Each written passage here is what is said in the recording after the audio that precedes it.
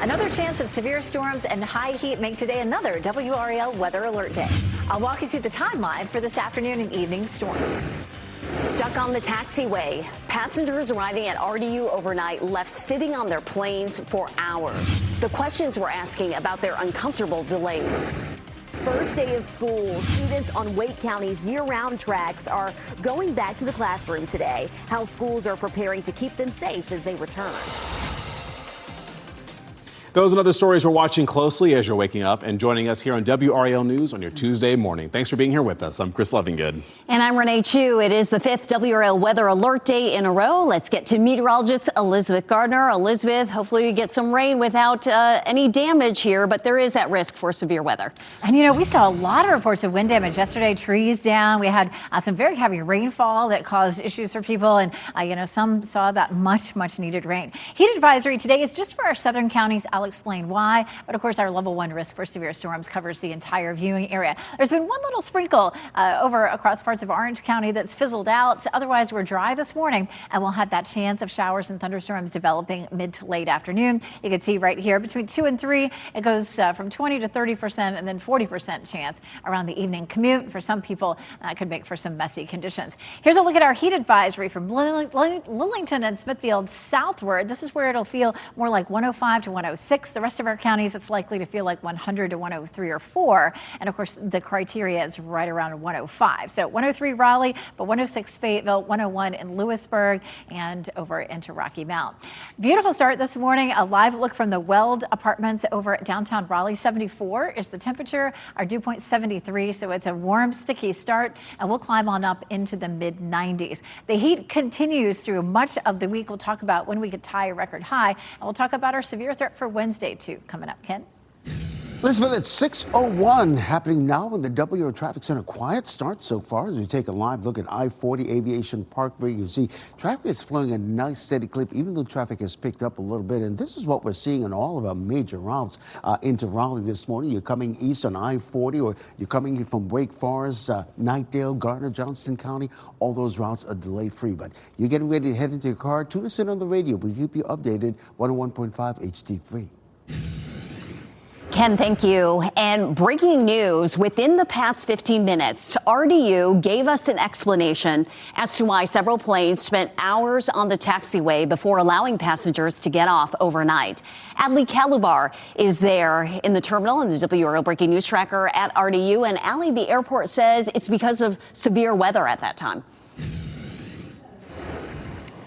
Yeah, RDU says that lightning strikes caused several backups and delays. Passengers we spoke to here at Baggage Claim says that they were stuck on the tarmac for anywhere between 2.5 to 3 hours. Now, RDU says 9 American Airlines flights were held on the ground before parking at open gates. They say this was due to storms. RDU says they worked with American Airlines to park their planes at gates as soon as the airline safety protocols allowed.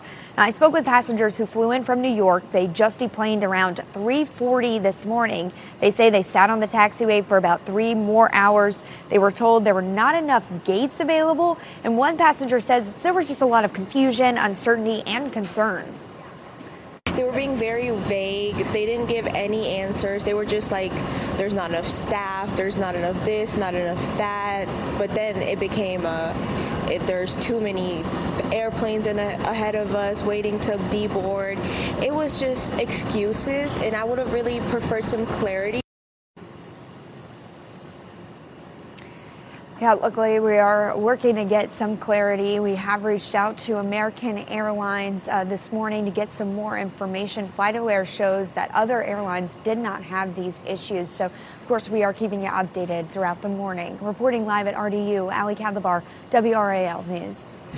We've also received reports of trees down in Wake County this morning, and that was after last night's storms. What you see right here is video from Winterwood Drive. That's north of Raleigh. You can see that large oak tree that's down on the road, and it appears to damage the homes. It did not appear to damage homes around it. Meanwhile, the Breaking News Tracker was also at another scene of a tree down, but this time on K. Woody Court. That's near Six Forks Road and I-540, for those of you familiar. The tree was down across the road there as well, but no damage appeared to be done to homes or buildings there either. Okay, look at this video right here from the DBAP last night. I promise it's the DBAP, even though the rain is on the lens here. You can see the heavy rain that was pouring down onto the field. There was even standing water along the edge of the infield, as you saw. But this video here, this is in Sampson County. Our team captured this video of a tree that toppled. Strong winds made that happen, and it appears to have damaged a mobile home. The American Red Cross was at that home last night to help anyone affected. About 40,000 students across Wake County will be returning to the classroom for their first day of year-round school. Yeah, so many kids are excited to finally return to school, I'm sure, though I'm probably certain that they're going to be missing being on summertime being well. Let's go ahead and bring in WRAL's Kelsey Coffey. She has been reporting on that this morning. Kelsey, you're not long from now from seeing students return there, the parents and even the teachers too. Yes, Chris, we're expecting to see students here within the next couple of hours as school starts here at Lake Myra Elementary School at 9:15. There is an update to some safety protocols for Wake County schools that parents need to know about. So here's that big update on school safety. Starting this year, all Wake County schools will follow a new standard response protocol. It includes 5 stages for an emergency response: hold, secure, lock down, evacuate, and shelter. A question parents always have headed into a new school year is, what's the status of school bus routes? The district says all bus routes are fully staffed for year-round schools. Now, coming up within the next 15 minutes, we'll speak live with Wake School Superintendent about how they're working to keep students safe this year. Kelsey Coffey, WRAL News, live in Wake County. Well, today, Raleigh's water restrictions could get tighter. City council leaders will discuss the rules at today's meeting. The leaders say that many people just are not adhering to restrictions in place. And they also say steeper penalties may be needed to preserve the dwindling water supply. WRAL has learned one of the victims of a deadly crash over the weekend was a UNC Health employee. 48-year-old Scott Christopherson worked at UNC Health. He and his wife Jennifer were killed Saturday when the Fast Park bus they were in overturned after a collision. We're also hearing from a woman who was at the scene of that crash on Saturday and tried to help save the couple. Uber driver Kim Johnson pulled up at the scene moments after the wreck. Johnson jumped out of her car and into action, performing CPR until first responders got there. There was definitely uncertainty and definitely anxiety around acting, but I really believe that doing something is better than doing nothing. It was really surreal and horrifying. The family tells WRAL they are devastated, and they say Scott and Jennifer lived a life full of adventure. The Christophersons' daughter was also on the shuttle at the time. She is recovering in the hospital. 70-year-old Barry Hayes has been charged in this case. Laura Levine here in the WRAL Live Center. We're following some breaking news out of Syria this morning where explosions rocked Damascus as French President Emmanuel Macron was visiting the area. I want you to take a look at this video from some of the response that we're seeing here with the attacks that happened as the French president was visiting. So Emmanuel Macron had entered the presidential palace to meet Syrian president there when the explosions happened near the Four Seasons Hotel. And Syrian authorities did not immediately comment on the incident, but we know the French president was actually staying at the Four Seasons. The French president's office said that he was safe and that this and his meeting with the president in Syria will continue. He played a major role in pushing Europe and the United States to drop most sanctions on Syria. This was a business meeting that he had with the two. So, of course, we'll continue to follow this with those updates coming from NBC News. Certainly a very important update. Thank you for following that for us, Laura. Well, the U.S. was eliminated from the men's FIFA World Cup last night, and the team fell to Belgium in the round of 16 match by a score of 4-1, I should say. Malik Tillman scored the only goal for the U.S., and Belgium will face Spain in the quarterfinals. That match will be on Friday, and yes, you can watch it over on Fox 50. Now, despite the U.S. exit, the FIFA World Cup has been a chance for Triangle soccer fans to come together and share their love of the sport. There were local watch parties last night to cheer on the U.S., and there were hundreds of people at Inside Sports and Social in Cary. But it wasn't just Team USA that's drawing the crowds there. No. Other World Cup matches, including Spain and Portugal, captivated fans. Amazing. There's a lot of teams that progressed a lot this year, and I'm really excited how it's going to turn out for 2030. Soccer fans will get the chance to celebrate the FIFA World Cup throughout the rest of the tournament, and that includes a big watch party at Moore Square for the final game on July 19th. Now, yes, Team USA may be gone, but folks, plenty of tournament left to watch. You can catch 2 matches on Fox 50 today. At noon, it'll be Argentina versus Egypt, and then at 4 p.m., you can watch Switzerland versus Colombia. Roof collapse. The Northeast and Mid-Atlantic were hit hard by storms and heavy rain yesterday. The damage left behind in one area while people were grocery shopping. And we're talking about more water restrictions as the drought is not going away anytime soon. The new rules in place for some communities in our area. And it's a WRAL weather alert day. We have more storms in our forecast for this afternoon and evening. Yesterday, we had some heavy rain and some wind damage. I'll let you know what your chances are today. And here are your winning Powerball numbers: 17, 44, 63, 66, and 67. The Powerball is 4. The multiplier is 2. Stay safe with the latest WRAL Weather Alert Day info. Get up to the minute weather and traffic conditions when you get in your car. In Raleigh on 99.3 FM, in Durham 96.5 FM, and everywhere on 101.5 HD3.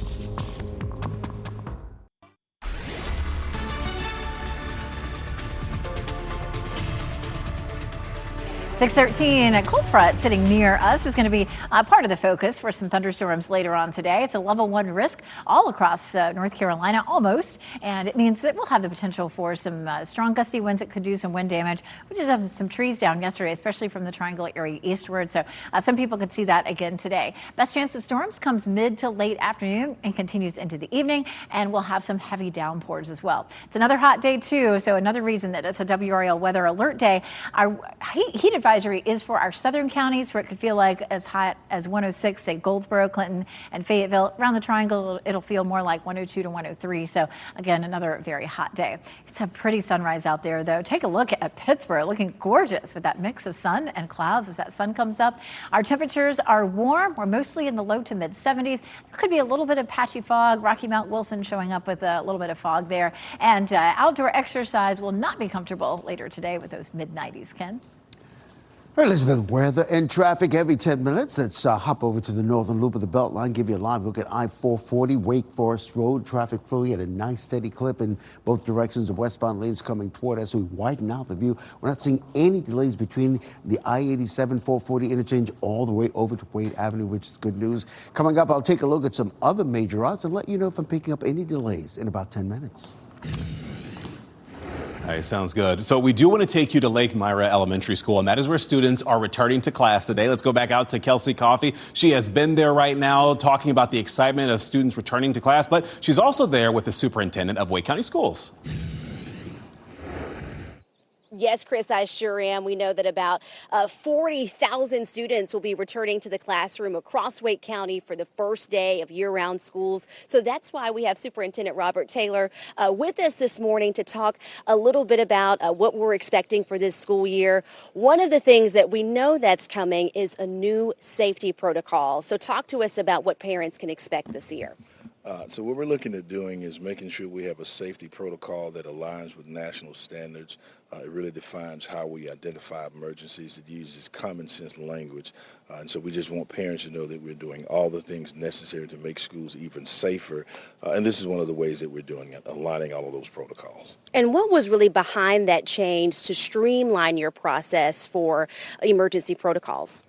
Well, it's making sure that all agencies are using common language. We know that sometimes that can be different in terms of if the highway patrol has to show up, if the sheriff's office has to show up. So it is about making sure there's a common way to identify everything that happens, both with law enforcement that's outside of the school, but also the school population in terms of recognizing what kind of emergency is taking place.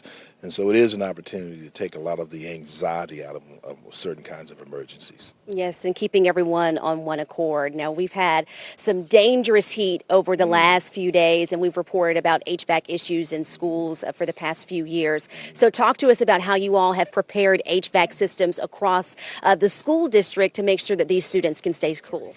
So the first thing I want parents to know is that these are mechanical systems and they are subject to breakdown, particularly when there's extreme weather.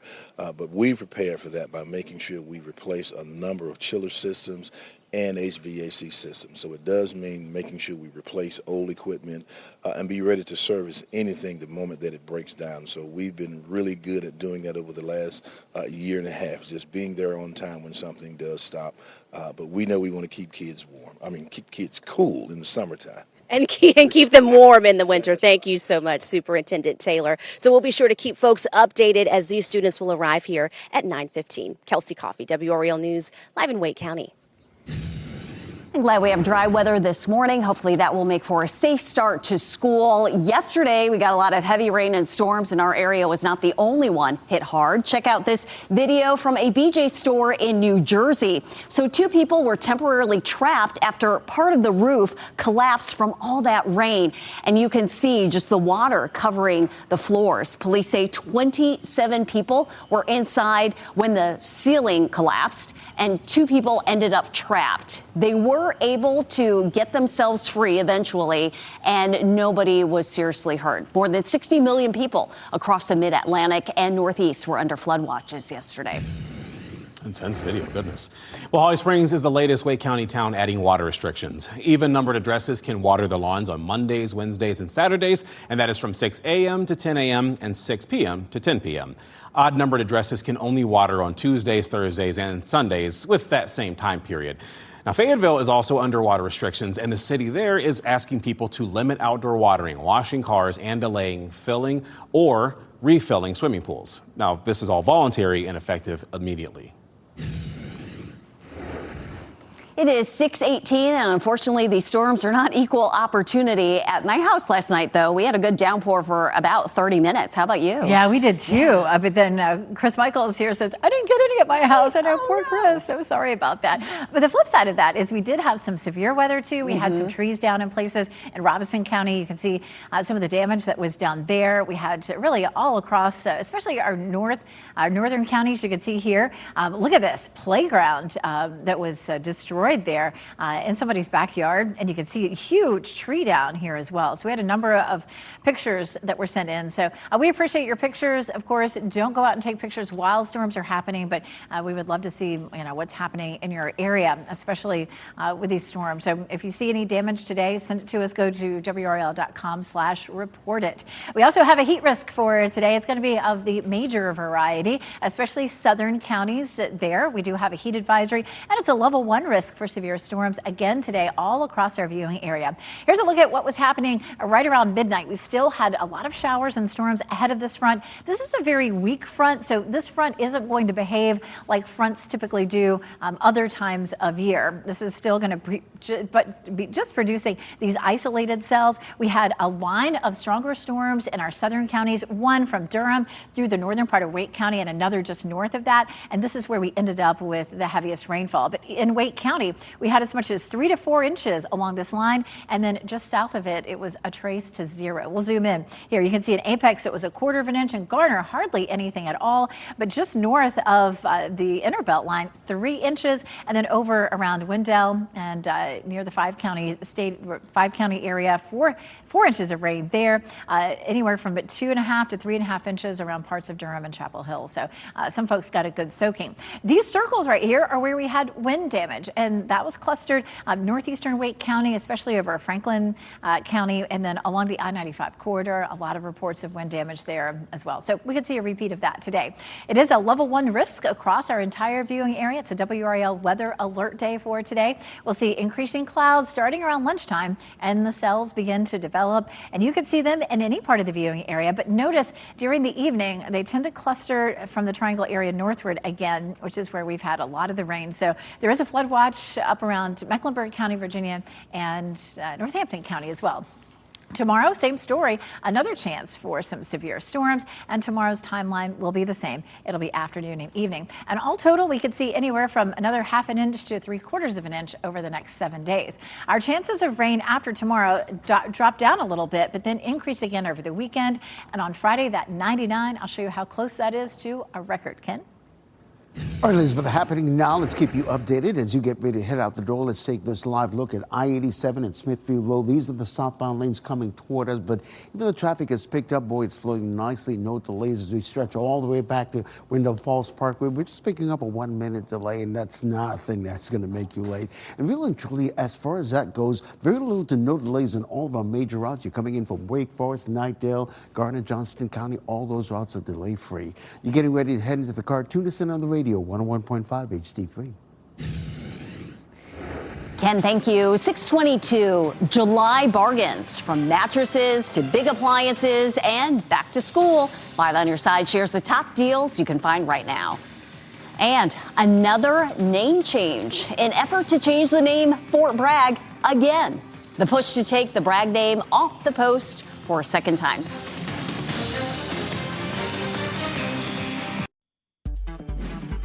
This What's Trending report is sponsored by Call Dad AC and Heating.